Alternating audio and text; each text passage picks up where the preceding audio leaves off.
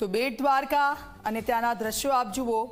Sudarshan bridge છે બનીને તૈયાર છે અને થોડીક જ વારમાં પ્રધાનમંત્રી ત્યાં પણ પહોંચશે અને તે લોકો માટે ખુલ્લો મૂકશે। લોકો આતુરતાથી તેની રાહ જોઈ રહ્યા હતા અને કેમ ન જોવે, કારણ કે બેટ દ્વારકામાં જવા માટેનો એક રસ્તો હતો ને આ બીજો એક ઓપ્શન લોકોને મળી ગયો છે। પહેલાં તો બોટ મારફતે લોકો બેટ દ્વારકા જતા હતા, પરંતુ હવે જે લોકોને બેટ દ્વારકા નથી જવું બોટ મારફતે, તે લોકો હવે આ બ્રિજ પરથી જઈ શકશે। જુઓ સીધા દ્રશ્યો અમે આપને બતાવી રહ્યા છે।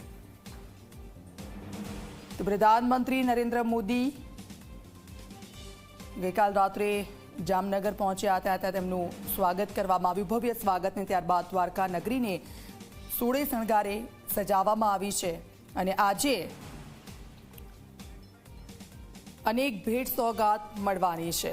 સીધા જઈશું, અમારા સંવાદદાતા હિતેન અમારી સાથે જોડાઈ ગયા છે। હિતેન, આજનો દિવસ ખૂબ ખાસ છે દ્વારકાવાસીઓ માટે, તમામ લોકો માટે અનેક ભેટ મળવાની છે। પ્રધાનમંત્રી બેટ દ્વારકા ખાતે પહોંચ્યા છે, કેવા દ્રશ્યો ત્યાંથી સામે આવી રહ્યા છે? બિલકુલ, જુઓ આજ રસ્તે પ્રધાનમંત્રીનો કાફલો થોડા સમય પહેલા બેટ દ્વારકા મંદિરે પહોંચ્યો છે અને લગભગ અડધો કલાકનો સમય છે દીક્ષિતા। પ્રધાનમંત્રી નરેન્દ્ર મોદી લગભગ 30 મિનિટ જેટલો સમય જે છે તે બેટ દ્વારકા મંદિરની અંદર વિતાવશે। બેટ દ્વારકા મંદિરમાં તે પૂજાપાઠ કરશે। સૌપ્રથમ તો ધજાની પૂજા જે છે તેમના હસ્તે કરવામાં આવશે, ધજા ચડાવવામાં આવશે।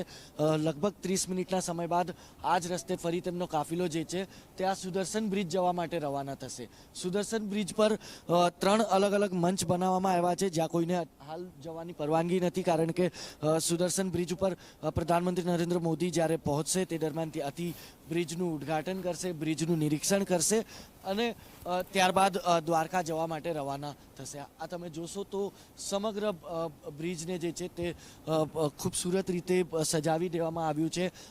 જગ્યા જગ્યા પર તમને ભગવાન શ્રી કૃષ્ણની છબીઓ, તેમના અલગ અલગ સ્વરૂપ જોવા મળશે। તો આ સુદર્શન ચક્રની સાથે જ તમે જોશો કે સુદર્શન સેતુ, જે આ બ્રિજનું નામ રાખવામાં આવ્યું છે, તેનું બોર્ડ પણ અહીં રાખવામાં આવ્યું છે અને આ જ રસ્તે પ્રધાનમંત્રીનો કાફિલો લગભગ હવે અડધોથી પોણો કલાક બાદ સુદર્શન બ્રિજ ઉપર જશે અને સુદર્શન બ્રિજનું ઉદ્ઘાટન કરવામાં આવશે।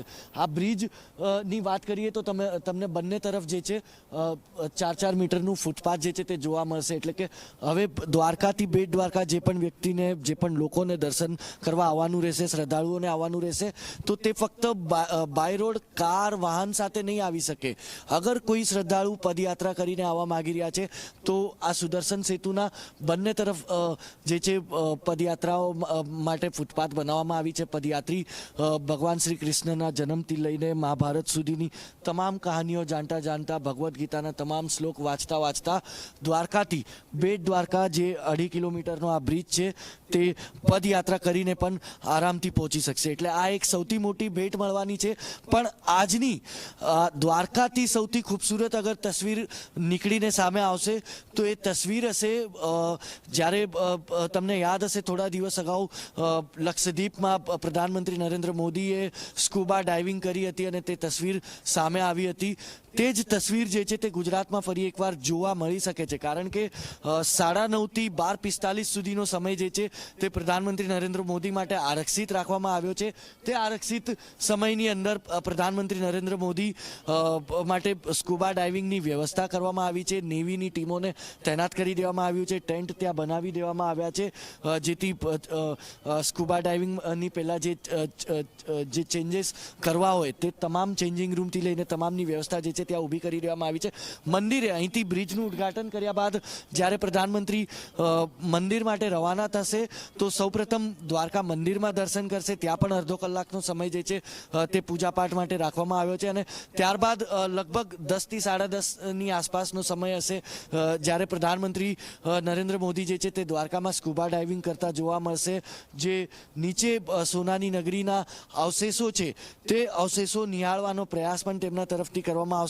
તે તસવીર, તે સ્કૂબા ડાઇવિંગનો સમય જે છે તે લગભગ 2 કલાક માટે આરક્ષિત રાખવામાં આવ્યો છે અને ત્યારબાદ દ્વારકાના રહેવાસીઓને, સ્થાનિકોને હજારો કરોડોની ભેટ આપીને તેમને સંબોધન પણ આપશે।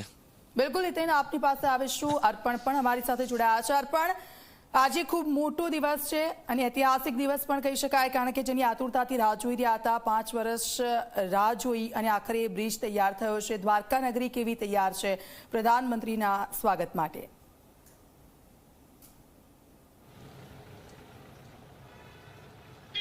દીક્ષિતા, જે પ્રમાણે ગઈકાલે રાત્રે અને સાંજના દ્રશ્યો પણ આપણે જોયા, ખાસ કરીને આપણા સહયોગી હિતેન કે જે સિગ્નેચર બ્રિજ સુદર્શન સેતુ ઉપર પણ ગઈકાલે ઉપસ્થિત હતા અને જે પ્રકારે બ્રિજને શણગારવામાં આવ્યો છે, પ્રધાનમંત્રી નરેન્દ્ર મોદી બેટ દ્વારકા ખાતે તો પહોંચી ચૂક્યા છે. ત્યાંનો તેમનો જે કાર્યક્રમ છે, મંદિરમાં પૂજા છે, તે બાદ સિગ્નેચર બ્રિજનું લોકાર્પણ છે અને તે બાદ તેઓ અહીંયા દ્વારકા ખાતે પહોંચશે. તેમના માટે વિશેષ હેલિપેડ તૈયાર કરવામાં આવ્યું છે. કેમેરા પર્સનને કહીશ, જે રોડ શો થવાનો છે, એટલે કે પ્રધાનમંત્રી નરેન્દ્ર મોદી હેલિપેડ ઉપર આવ્યા બાદ પોતાના કોનોય મારફતે જ્યારે દ્વારકા નગરીમાંથી પસાર થશે અને જગતના નાથ દ્વારકાધીશના મંદિરે જશે, તે દરમિયાનનો આ રૂટ છે. સામેની તરફ હાલ જે વાહનોની અવરજવર છે, લગભગ થોડીક ક્ષણો બાદ તે અવરજવરને બંધ કરી દેવામાં આવશે, કારણ કે આ જ માર્ગેથી પ્રધાનમંત્રી નરેન્દ્ર મોદીનો જે કાફલો છે તે પસાર થવાનો છે. એટલે લગભગ 7 થી 8 કિલોમીટરનો આખો આ રોડ છે, પરંતુ નગરની વચ્ચેથી જે રોડ પસાર થાય છે તે મર્યાદિત અંતરનો જ છે. એટલે લોકો પણ મોટી સંખ્યામાં ઉમટે તેવી હાલ અપેક્ષા રાખવામાં આવી રહી છે. એટલે લોકોનું અભિવાદન ઝીલતા પ્રધાનમંત્રી નરેન્દ્ર મોદી અહીંયાથી પસાર થશે અને તે પૂર્વે આપ જોઈ શકો છો, પોલીસનો પૂરતો બંદોબસ્ત અને ઉચ્ચ પોલીસ અધિકારીઓ, આ ઉપરાંત અન્ય પોલીસ અધિકારીઓ, કર્મચારીઓ કે જેઓને સુરક્ષા સંબંધી તમામ જવાબદારી સોંપવામાં આવી છે, તે વહેલી સવારથી જ અહીંયા ઉપસ્થિત છે. એટલે દ્વારકાધીશનું જે મંદિર છે તેનામાં પૂજા કર્યા બાદ જે પ્રમાણે લગભગ 2 થી 2.5 કલાકનો જે સમય છે, જે રિઝર્વ રાખવામાં આવ્યો છે, માનવામાં આવી રહ્યું છે કે પ્રધાનમંત્રી નરેન્દ્ર મોદી જે ઐતિહાસિક નગરી હતી, સ્વર્ણ નગરી, તેને કહેવાય કે એક્સપ્લોર કરવા માટે સ્કૂબા ડાઇવિંગ પણ કરે તેવી પૂરેપૂરી સંભાવના છે અને તેના માટે તેમનો સમય આરક્ષિત રાખવામાં આવ્યો છે. એટલે મંદિરની આસપાસ હાલ તમામ જે વિસ્તાર છે તેને કોર્ડન કરી દેવામાં આવ્યો છે. આ 2-2.5 કલાકના રિઝર્વ સમય બાદ લગભગ 1 વાગ્યાની આસપાસ જે જાહેર સભા છે, કે જ્યાં હજારો કરોડોના જે વિવિધ જે પ્રકલ્પો છે, વિકાસ કાર્યોના ખાતમુહૂર્ત, લોકાર્પણ છે, તે ત્યાંથી તેઓ જનતાને સોંપશે અને સાથે જ તે સભાને સંબોધન પણ કરશે. દીક્ષિતા, બિલકુલ આપની પાસેથી અપડેટ્સ લેતા રહીશું. તો